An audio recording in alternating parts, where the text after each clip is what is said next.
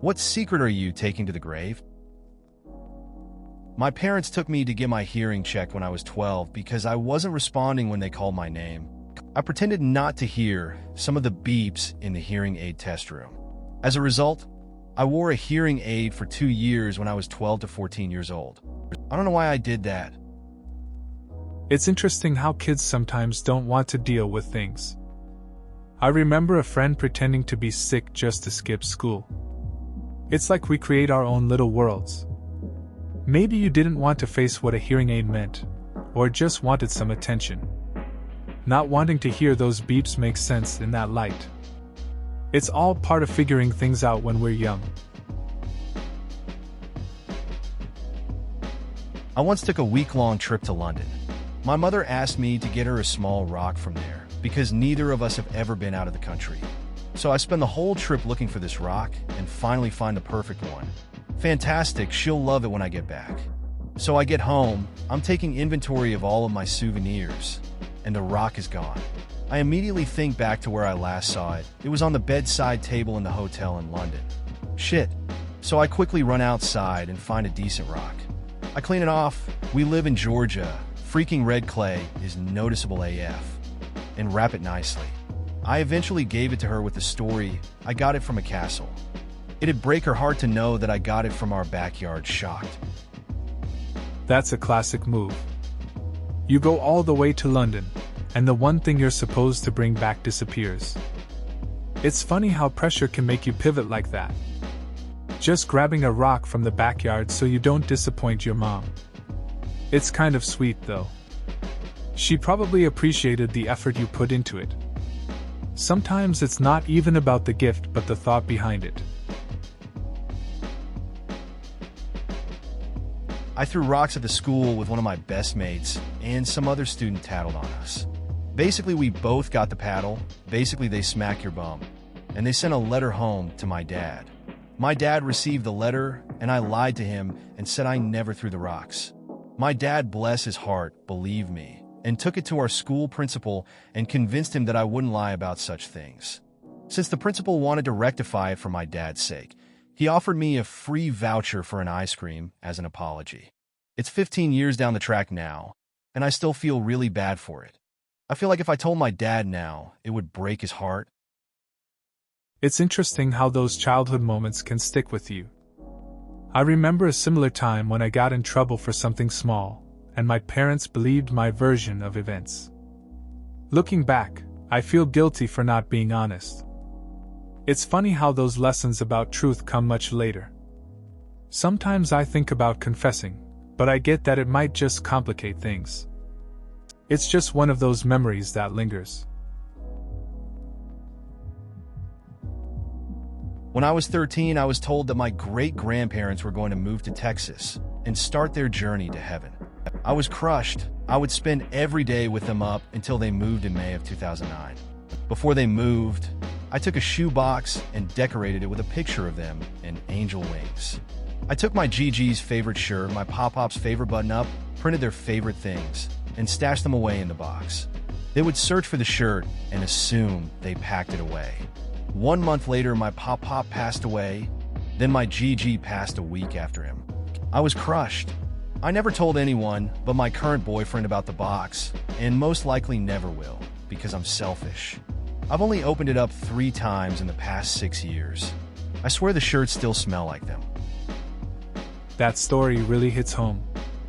Losing family is tough, especially when you're young. It sounds like you put a lot of thought into that box. Those memories really stick with you. It's understandable to keep those things close, especially the smell of them. It's a way to hold on to what you lost. Sometimes sharing those feelings can be hard, but it's okay to keep some things just for yourself. My sister and I were on holiday together recently, and very drunk one night when we got back from the bar. Naturally, we started drinking more, because we were on holiday. She has the ice cube tray in her hand, opens the window simultaneously, and loses her focus and drops the tray 5 floors to the street, hitting a big guy square in the dome. He looks up and started screaming and shouting in Italian. I live in Rome, so I understood he was calling us some bad names. We just closed the window and continued drinking while we could hear this man shouting he was going to come up there and rip our heads off. Please never find me Mr. Scary Italian Man. Sounds like a wild night. It's always those unexpected moments that stick with you. Your sister probably didn't mean to drop the ice tray. It's funny how you both just went back to drinking while chaos was happening outside. I guess you made a choice to ignore the consequences. Hope that guy didn't really make it up there. Just another story to laugh about later, I guess. One night, I woke up with my mind in a twist. My mom was in the hospital at the time. I had a crazy urge to call them and check on her, but I reasoned not to because I couldn't think of an excuse, so I fell back to sleep. 5 a.m. I get a call that they checked on her, and she didn't have a pulse. I just think there was something I could have done that destroys me to even think about it. That's a tough situation. You can't help but feel that pull to check on loved ones, especially when they're in a vulnerable place. It's normal to think about what could have been different in those moments. The weight of those thoughts can linger for a long time, and it's hard to shake the feeling of regret. It's a heavy story, and it's okay to feel that way. In 5th grade, I cheated on an exam. My buddy and I were the only 2 people in the grade who got this particular question correct, but I copied him. The worst part was he was considered dumb while I was at the top of the class, so the teacher was convinced that he copied me, and he ended up getting suspended.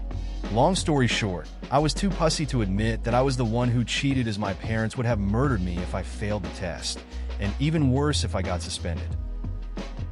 That's a pretty tough situation. It's interesting how perceptions can change things. Your buddy had a label that didn't match his abilities, and you ended up hurting him to save yourself. People often don't realize the impact of their choices on others, especially when fear is involved. It's a lesson in honesty and the risks of taking shortcuts. Glad it's just a memory now. Me and my girlfriend were playing Monopoly, and she was so concentrated on the game, on the dice, on her properties. She was just so engrossed in the board that I was constantly taking money out of the bank and keeping it. I feel terrible about it because she was just so adorable trying to play the game and concentrate on trying to win. I absolutely annihilated her because I had so much money. She wasn't a sore loser about it. When we were done playing and it was obvious I had won, she just kind of sighed and we watched a movie. The whole time I couldn't stop thinking about how absolutely adorable she looked while trying to concentrate and play. The way she looked at the money she had and the properties she bought, like she was so proud of them. And I took advantage of that and stole money to win. I learned that from now on, winning doesn't matter. I need to focus on having fun with her. But I will take this to the grave, because if she ever finds out, she'll be talking shit like nobody's business. That sounds like a classic Monopoly moment. It's funny how serious things can get over a board game. You really got lost in her concentration, huh? And then swiping cash like it's no big deal. But it seems like the vibe ended up being good anyway. Just hanging out, watching a movie after that loss. Sometimes it's about the fun, not the win. You might want to keep that secret for sure. It's nothing big. It's actually something really small and innocent, and I've just decided to tell Noon IRL. When I was 5 years old, a friend at primary school, whose name is Jay, told me he liked a girl called A and asked me never to tell anyone. I never have, and I never will. Almost 30 years, and I haven't told anyone. Over the years, I've thought about saying something to someone about it, but I've never been able to bring myself to do it. Just something about the innocence of that promise, I guess. He wouldn't even care now, but 5-year-old Jay would, and I don't want to break my promise to him. Edit. NZers don't do too well with compliments. But for what it's worth, thank you. That's kind of a sweet story. It's interesting how a small promise can stick with you for so long. It's not like it really matters now, but I get it. Keeping that secret shows loyalty, even after all these years. sometimes those childhood moments feel more significant than they actually are. It just goes to show how innocent friendships and promises can shape us, even into adulthood. A friend of mine confessed that a few years before I met her, she got pregnant by a man who didn't want to have anything to do with the baby or her. She could not afford to raise the baby herself, so she continued with the pregnancy, but did not tell anyone at work because she feared that she would be judged for it. She scheduled a C-section for Friday afternoon, took a half day off work, and was back on Monday. The baby was adopted by 2 of her friends. No one at work ever knew what she did. She said she was able to cover up her pregnancy by wearing extremely baggy clothes. Edit, to answer some questions. I had to Google the Peggy reference. I did think she stole the idea from Mad Men, but who knows? Yes, she's a bigger chick, so easier to hide weight gain. Agree the C-section details sound sketchy. This was a story that was told to me, not one that I could personally verify. That's a pretty wild story. It's surprising how some people handle life events in silence. Your friend really must have had a lot on her plate. It's interesting how she managed to balance everything and keep it a secret, though that C-section timing does raise some eyebrows. I'd guess it took a lot of strength to go through all that and still show up to work like nothing happened. Well, I'm a little late to the party, but here it goes anyways. When I was a kid, I always hated getting physicals for sports. One time I was extremely uncomfortable as I had hit a pubescent age and had become more aware of my body, you could say. Well, I'm circumcised, and I thought the scar I had was from fapping too much, and the doctor would know. My remedy? Put Neosporin on it every night. When this didn't work, I became very distressed. We had very slow internet back in the day, so it took like half an HR to see one picture of a naked girl, so I didn't watch movies. I had to Google dicks to see if other people had the scar as well. Seeing dicks never made me so relieved. TLDR, dicks relieve my dick. That's an interesting experience. It's funny how kids can be so concerned about things that don't really matter. The internet back then was a whole different vibe, taking ages to load anything. It's good you found some relief in looking up what you were worried about. Seems like a lot of anxiety over something pretty common. Kids often overthink stuff like this. Just part of growing up, I guess. Growing up, until like age 12, I used to put on lipstick and dress as a girl, but have always identified as male and very much enjoy women. Funnily enough, my fiancée and I are a match made in heaven. I'm a guy that's kind of feminine, and she's a woman that's kind of masculine. I grew up with my mom and sister, while she grew up with 3 brothers and military men. It's weird to explain, but pretty much every gap in her femininity I fill, and every gap in my masculinity she fills as far as gender roles are concerned in our relationship. That's an interesting dynamic in your relationship. It's cool how you both complement each other in the ways you were raised. Growing up in different environments makes for a unique blend. It shows that gender roles don't have to be strict and can be fluid. Just fits together in a way that feels right for both of you. It's nice to see how you embrace those differences. Every now and then I read something on Reddit that leaves me astounded. What you did is probably one of the most selfless things I've ever read. To be someone who helps others and have to do what you did is simply amazing. I'm sure that memory is a tough one to bear, but you need to know how incredibly touching that was to read. To be in an impossible situation and do what had to be done to bring closure to a family. Really remarkable. Judging by your comment, you don't consider yourself a hero, so I won't call you that either. But know that you did more for that poor person's family than you can imagine. Thank you. It's true, sometimes you come across stories that just stick with you. A friend of mine once stepped up in a tough situation, helping a family deal with a loss. He didn't seek recognition or praise, just did what felt right. It's eye-opening to realize how much impact a simple act of kindness can have on others. It makes you think about the quiet strength people can show in hard times. Hey, the exact same thing happened to me when my dad died. Woke up around 4:30 a.m. just knowing that I needed to call him. He was in the hospital, and tell him that I loved him. Call, and he had just passed.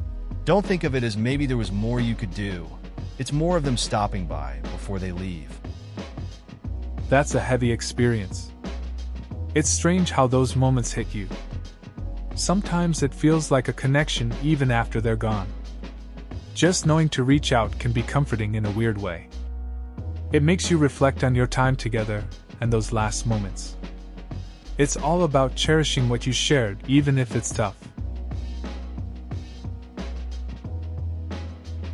I did this to my little brother all the time. He tried so hard but always lost because of my cheating ways. But then, when he was about 10, he entered my region's Monopoly competition and beat all these 40-year-old Monopoly geeks because of my secret training. He made it all the way to the national championships. I was so proud. That's a cool story. It's funny how we can mess around with siblings and still help them in unexpected ways. Your brother turned the tables and showed that he learned something from you, even if it was about cheating. The fact that he went to a national competition after training sounds like a big deal. It must have been nice seeing him succeed like that. This is the best. Edit.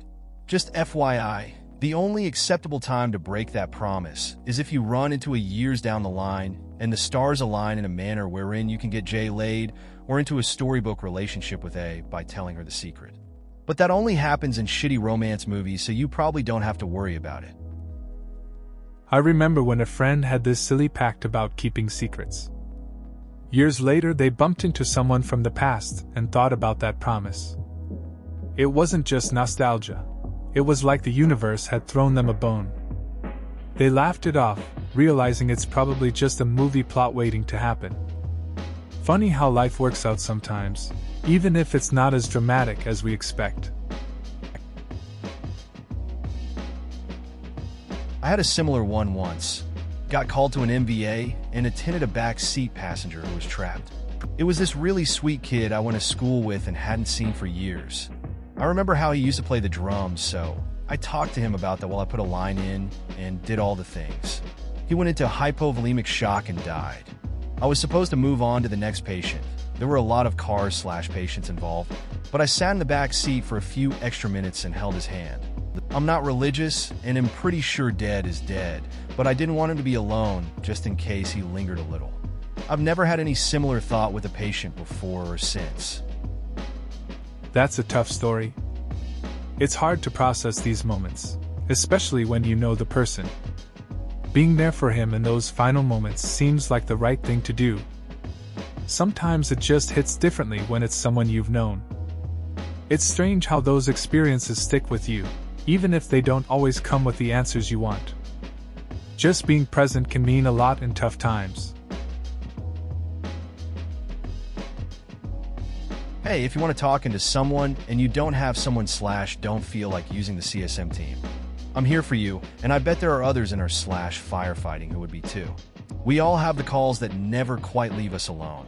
Mine happens to have its anniversary on April 7th, where I spend the time being in a graveyard, being irritable, and drinking. It's tough when those calls stick with you.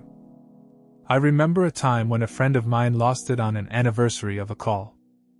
We spent hours just talking about it, mostly in silence. It's strange how everyone around you is moving on, but you're stuck with those memories. Just knowing others are there can help. You're not alone in this. Why not just randomly buy him a gift of some sort, or take him out for drinks a few times? I mean, if you ever feel bad about it, or want a way to pay him back, but not bring up the past edit. So the general consensus is that he should just man up and pay his friend. I'm not OP, so while you're all probably right, I was merely making a suggestion. If you think you should do that, then I think a reply to him would be better suited, haha. It's interesting how people handle debts and friendships. Sometimes, instead of money, a simple gesture like a drink can go a long way. It can ease any lingering tension. Just hanging out might show appreciation without diving into the past. Friends often understand that life happens, and it's the thought that counts. A casual catch-up over beers might just be the best move. I also cheated in a hearing test. Mine was in high school. I failed the first one, so they needed to confirm it a few weeks later. There was no way I was going to wear a hearing aid because I went to a small school and I knew I'd get made fun of. The lady who administered the test was wearing glasses, and I could see the reflection of the light every time she pushed a button, and then I'd press my button. At the end, she said, "I'm not sure why they sent me. Your hearing is fine." At least I think that's what she said. Can't be too sure with my hearing. That's an interesting way to get around a hearing test. I remember a friend doing something similar. He didn't want to wear glasses in class, so he would squint and pretend to see the board. It worked for a while, but eventually, the teacher caught on. It's funny how we sometimes find ways to avoid the awkwardness of a situation, even if it doesn't always play out as we hope. This is pretty weird. Similar thing happened to me. When I was 14 years old, my grandfather passed away. My father was pretty shitty back then, and my grandparents lived right down the street and were retired, so I was basically raised by my grandfather. Anyways, he had cancer, and on Thursday night the hospice nurse said he probably wasn't going to make it the weekend, and I was going to visit him the next morning. I woke up at 5:35 a.m. with a jolt, looked at the clock, and then just went back to sleep. When I got up a few hours later, I was told he passed away right around 5:35 a.m. This is weird. I'm not religious at all, and this is the only spiritual experience I've had. It almost made his passing easier for me, knowing I had some kind of real link to him. But to know this is a more common phenomenon than I thought, it is very weird to me. That's a heavy story. Losing someone close is tough. It's strange how time and intuition can connect us, especially in moments like that. I've heard of similar experiences. For some, it feels like there's a bond that doesn't entirely break, even in death. It seems to help with closure.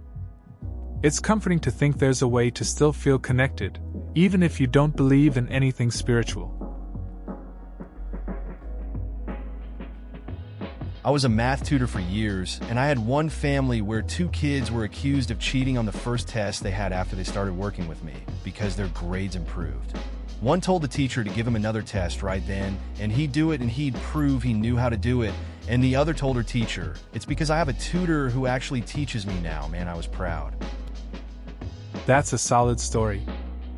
It's always nice to see your efforts pay off, especially when kids stand up for themselves. It shows they're willing to take responsibility and show what they really can do. It must have felt great to see them defend their hard work after you helped them understand the material better. Just goes to show the impact a good tutor can have on students. The grass is always greener on the other side. My parents don't hold hands, hug, or be affectionate to each other at all, really. They sleep in the same bed, but whenever I've sneaked around the house at night, if they're awake, they're just talking. They leave the door open because they have no need for privacy. I've come to think that might have contributed to my complex towards intimacy. It's interesting how everyone's experiences shape their views. Your observation about your parents not being affectionate makes sense. A lot of people carry what they see in their home into their own lives. It can create some expectations or even fears about intimacy. It's a weird cycle, but I guess figuring it out is part of growing up. Everyone's just trying to make sense of what they see around them. There was a girl at my school who pulled it off until the 8-month mark. She was incredibly slim, and the bump wasn't too big.